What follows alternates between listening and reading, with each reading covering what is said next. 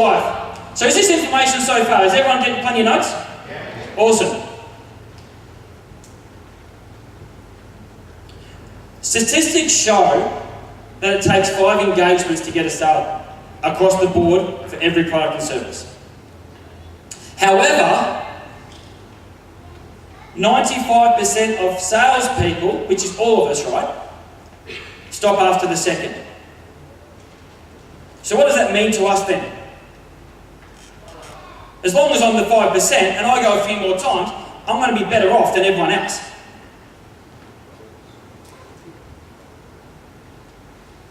How many times do you hear someone say a negative comment about a service or a product or a company that they're unhappy with? All the time. So as long as I know I need to go 5 times in a sales engagement and I can deliver on my promise, I'm going to be a superstar. Because 99% of the people out there can't do that. But it's a mental and conscious decision to actually do it. It's really easy to do. Just do it. So what I've put up here, and I know Crystal is going to be talking about Facebook marketing a bit later on, so I'm not going to steal her thunder, but I wanted to put a little bit in here, because with what we do here, Facebook's the easiest, fastest medium to communicate with everyone. Who's got the phone on them? Who's got a phone on them? Who's got a smartphone? Who's on Facebook? Okay, can you all pull your phone out and jump onto Facebook and go into Wes York and like it? That's mine. Come on. And I've got something very special for one lucky person. So when I see all these likes, we're going to clog up Facebook for a second, and I'm going to give away. Hey, thank you. I'm going to give away one of my packages at the end. Come on. I don't have to give it away. Hey, that's better. So, hey, fantastic. Who's already liked Wes York page? There's plenty then that haven't. Then what I want you to do, then I want you to share it. Bit of a plug for Wes there anyway. Alright, while that's happening, I've got Noel at the back here, he can check to see all the likes coming through. Here's some stats about Facebook, and this is why it's critical that you use Facebook to engage your clients.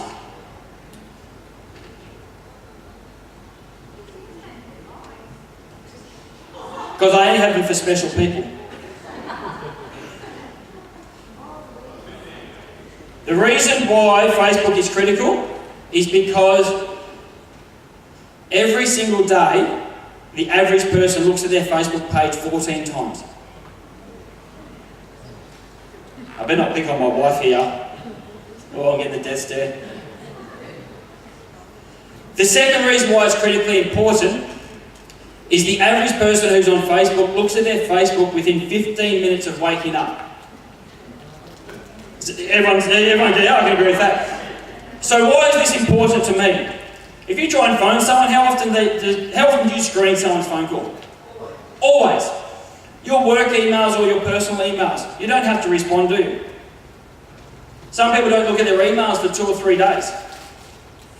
But if you want to engage with your clients, that means on Facebook, they're going to be seeing what you wrote to them within 15 minutes of them waking up. And they look at their Facebook at least 14 times a day. So if you want to deliver on your promise, when you leave a client, jump on Messenger, get their Facebook, like them, jump on Messenger and say, hey, thanks, great to meet you. You start the dialogue. The next day, how'd you go? A week later, hey, I'm still with you, I'm still here to help you. Give me a call if you need anything. They see what you write to them.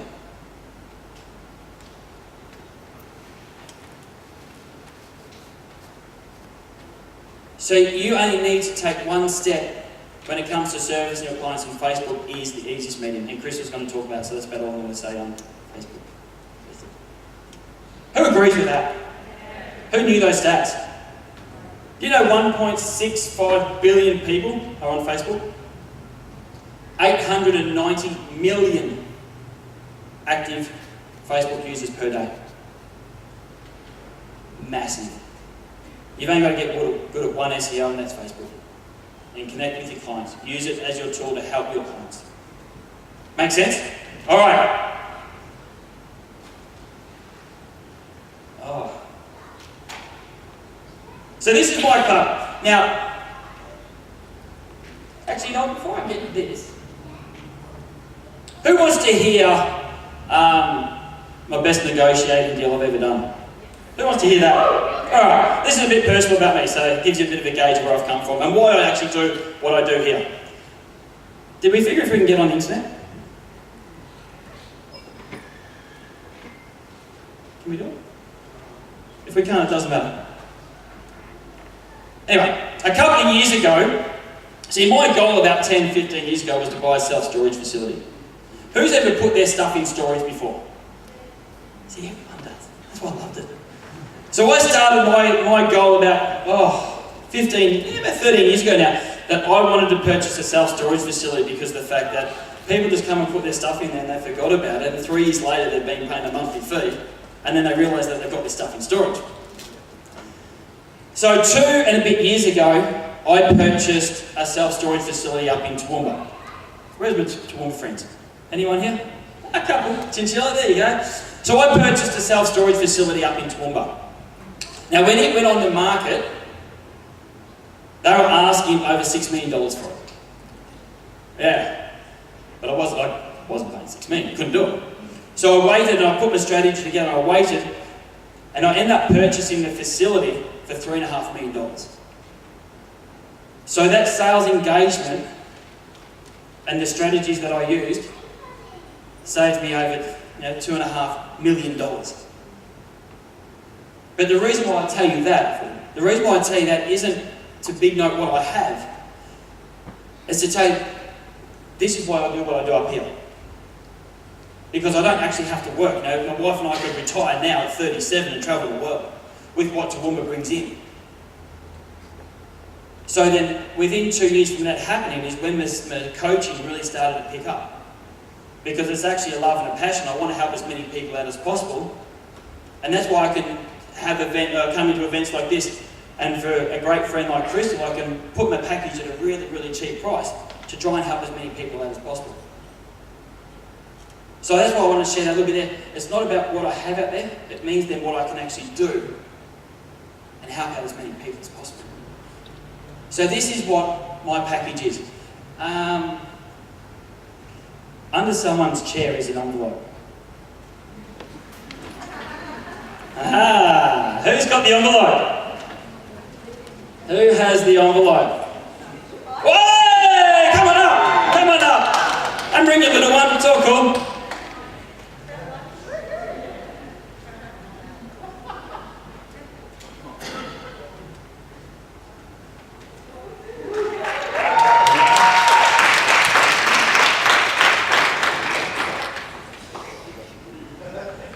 No spider's going to jump out. Open it up, please. What's your name? Dawn, how are you doing? I'm Wes. Pleased to meet you.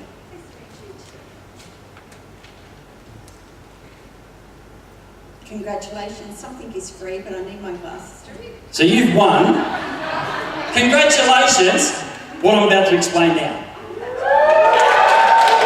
Well, we better make sure we do this really quick. All right. So this is what you've won. At my office, and what I'm about to present today, I'm very rarely going to do this in the future. So I've got a boardroom which holds about 15 people, overlooking the city, level 8. How nice is it, Crystal? That's sensational. I'm going to conduct a one-day training for a very, very small amount of people. Now, if there's more than one group, I can do more than one group, but the nice thing is it's a very close circuit. I don't want to sit there and train everyone here and do it in 50 people in one room because you're not going to get the connection. So you're going to be there with me one day. I don't know, we'll figure that out. All right. Now she's put me on the pump here, isn't she?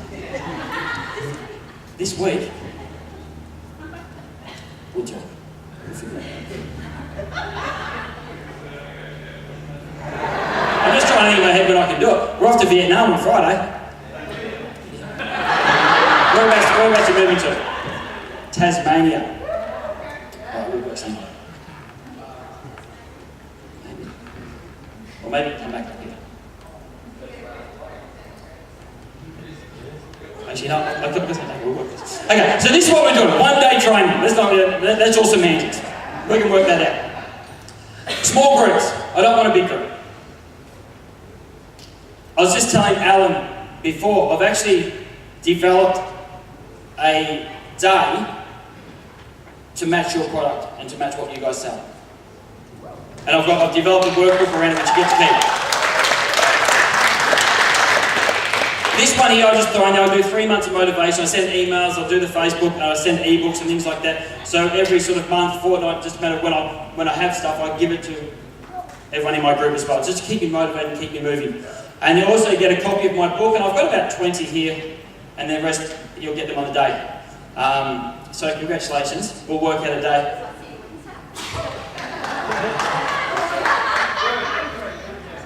Gordon, you come up too, mate.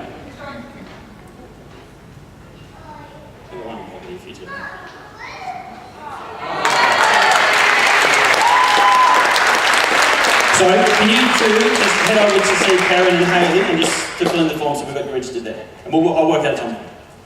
Alright, so here's the... I'm going to jump through.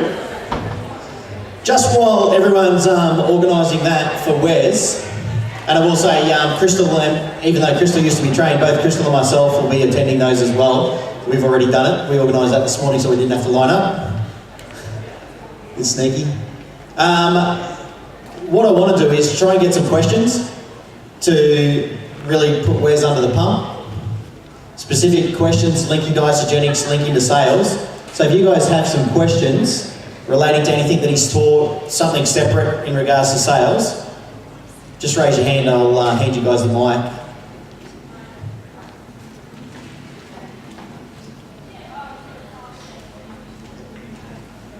Hi, Wes. How you doing? I'm Jason. Hey, Jason. Do you in the step process that you use, do you use any pre-qualifying or qualifying people before you know how to approach them and talk to them?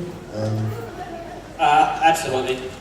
Depending on the client that I go and train, that's probably one of the first things we look at, which is your pre-qualifications before you go and see a prospect client or with what you're selling the clients that you go to.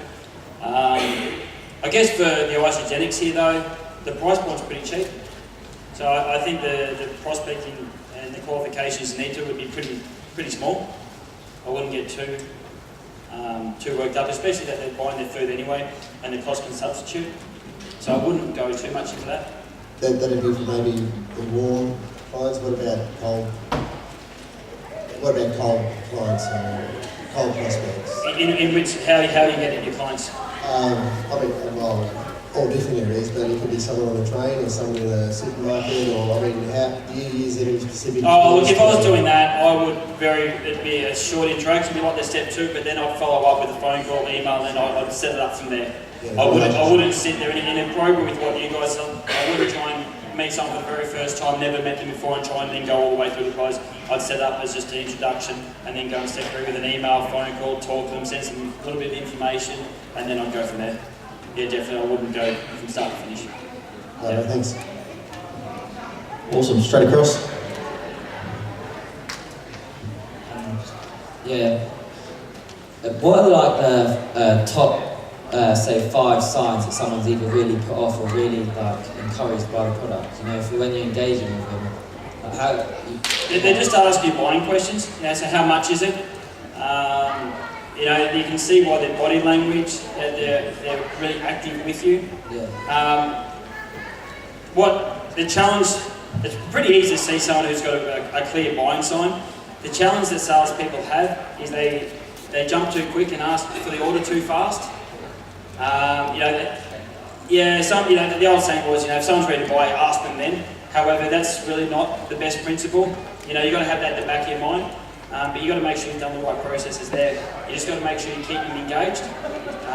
The second part to that is if they become disengaged, it's because we're talking too much. We're explaining the product too much, and they're actually going further away from the sale. You've got to bring them back in by asking them questions and getting them back involved. Yeah. Awesome.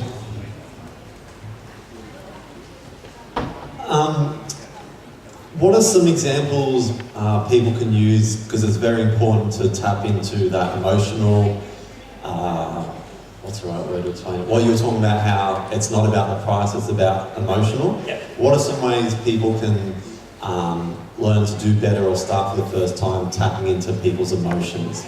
It's really at the start when I was talking about that information confirmation. Mm-hmm. It's really about engaging your client from the start and really listening to what they have to say.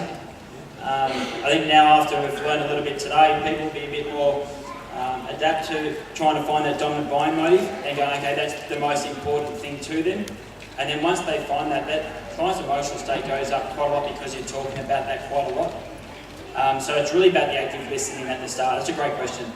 You know, so that's probably my advice for not getting too in depth. You know, that's quite a couple of hours training. But that's probably the easiest answer.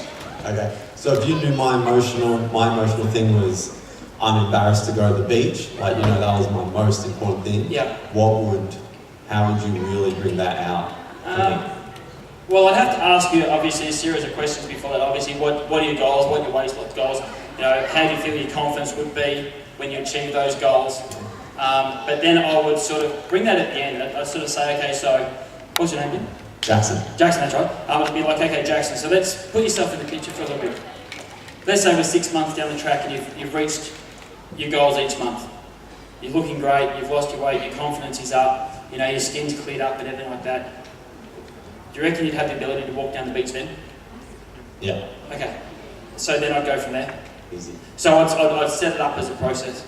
Beautiful. Thank you. Great question, great question.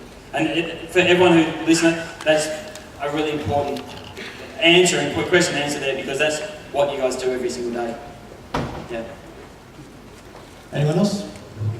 Look out. Stretch, Wes.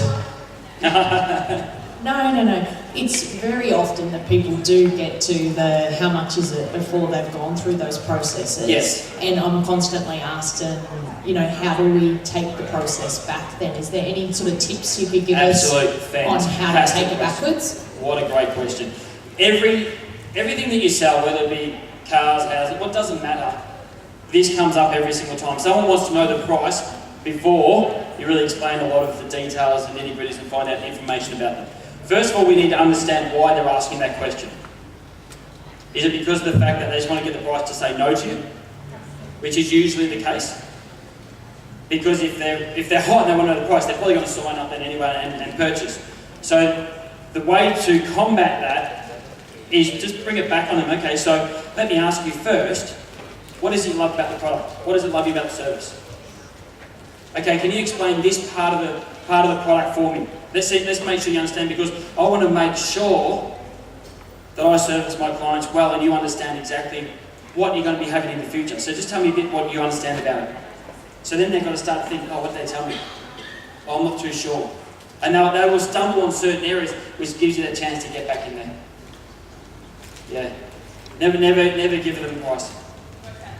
Yeah. So if you just take that one step, that will work 50-60% of the time. Which means you're 50-60% better off than what you were before we talked about the question. So great question, well done. Just on that as well, Wes, I'll just jump in as well and ask another question on that. So we're talking about logic and emotion, and you're talking about the price there. So at any point, or what point, do you use the logic of the guarantee? Is that only at the end, or do you ever throw that in subliminally seeding the logical stuff, or it's really just going to come down to emotion? The only time I'd ever bring the guarantee in is at the very, very end, if you just need that last little confidence of the product, to give them it gives them a little bit of an out more than any. So okay, if you tried, there's a money back guarantee anyway. That's at the very end, because if you start bringing that in too early, you're devaluing the product. They need to have the emotional buy-in before they really hear about a money back guarantee or anything like that. And do you think that then affects them being a long time 100%. user by actually selling them on the point of, hey, use it, if it doesn't work, send it back, impacts the long term? Well, I haven't done the stats for ISGs, but I'm pretty sure I could do the stats reasonably easy, which is if you had to pitch the money back guarantee, the chance of them being a long-term client would be minimal. 5%, 10%. It's just a sealer in effect. Yeah, they're never going to last for a long time because they purchase for the wrong reasons. They didn't purchase for the emotional reasons, they purchased because there's an out clause. And there is no out clause. You know, it's your health, there isn't an out clause. So we shouldn't be able to, like, it's a nice thing there, but you're not going to hit it hard. But it also then comes to, which is, that question leads into one more thing, which comes back to our own prejudging. You know, sometimes we feel we need to explain that to get the client in because we prejudged, you know, their financial situation or their emotional situation. And it's usually us that bring that up. So we can't prejudge people. You know, if you want to extend your downline and you want to start to generate income, you don't know whether it be 2 months, 3 months, 6 months, where your client's situation is going to be. You know, how often do we sit there and tell them that, you know, when you start to get in this, you can have people pay for your products. You know, there is a chance down the track, if you put your mind to it, you could actually earn a little bit of money. But I'm not going to present that to you, but there is a chance down the track. And we give everyone the opportunity and let them know, because then they'll come back somewhere down the track and ask us those questions. And that's when you start to develop a downline. But you've got to give your client the opportunity to be able to do that, and you've got to bring that up. But when it's trust, you know, so you don't hit them hard on it, but you at least bring it to the surface. Where a lot of people don't even bring it to the surface because in their head they think, oh, they're just going to be product users. No, you're doing a disservice to your clients. Allow them to make the choice, but what you're doing is subliminally put those messages into their mind as well. Because we don't know in 2 months or 3 months where they've lost some weight, they're looking fantastic. You know, their friends, their work colleagues say, how are you doing that? How's that happened to you? You look great, you know. Can I do the same? And then it sort of expands from there. So give them the opportunity. Don't prejudge. Last question, guys. Anyone else got a burning question?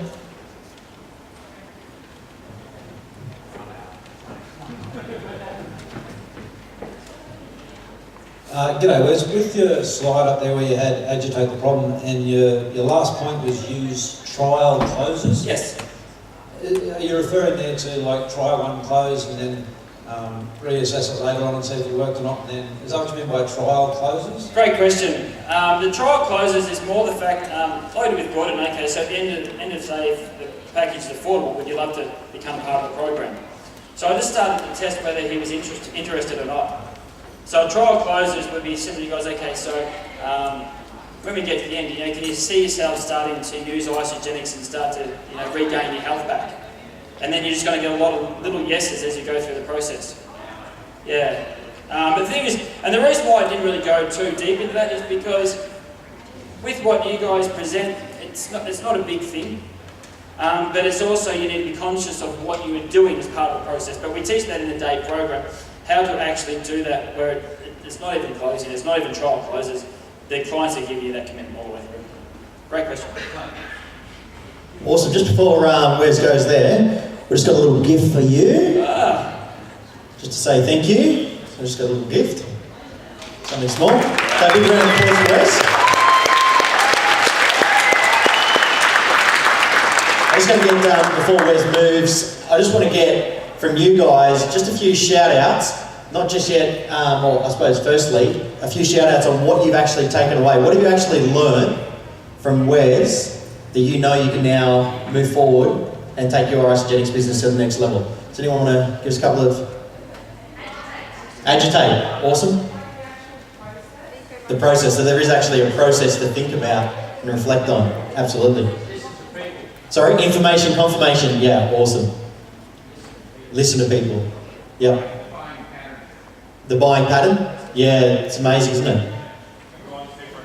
Everyone's different. I love that. Buy storage units. Use your isogenics money for it. Listen. Logic and emotion. Trial and error. Learn, reflect, isn't it? Listen to them and reflect. So lots of takeaways there. Last thing I want to do before we give Wes an absolute standing ovation, I want to just give us a few words about Wes. What did you guys feel as Wes is up here? Throw some words at me of what you felt about Wes. He's authentic, inspiring. Nice suit, sweet, isn't it? I was thinking the same, and the shirt. Energetic, natural, genuine, knowledgeable. Yeah, it's obvious, isn't it? Giving. Confident, funny. Look at this, we could be here all day, mate. We're going to be running over time. In all seriousness as well, though, guys, I know there was a lot of people that signed up for Wes's course. We were just down in Sydney at the National Achievers Conference, and when Wes genuinely says the value for $540, people are selling courses that are not giving even, like we sat there with some of the presentations that were not even remotely close to the amount of value that we received and learning, that were selling it for $3,000, $4,000, that were going to be presented amongst hundreds of people, not 13 people. So to me, when Wes told me before I'd even seen him present, it was a no-brainer that we're going to experience and find out more and learn from Wes. So big, osteogenic standing ovation for Wes.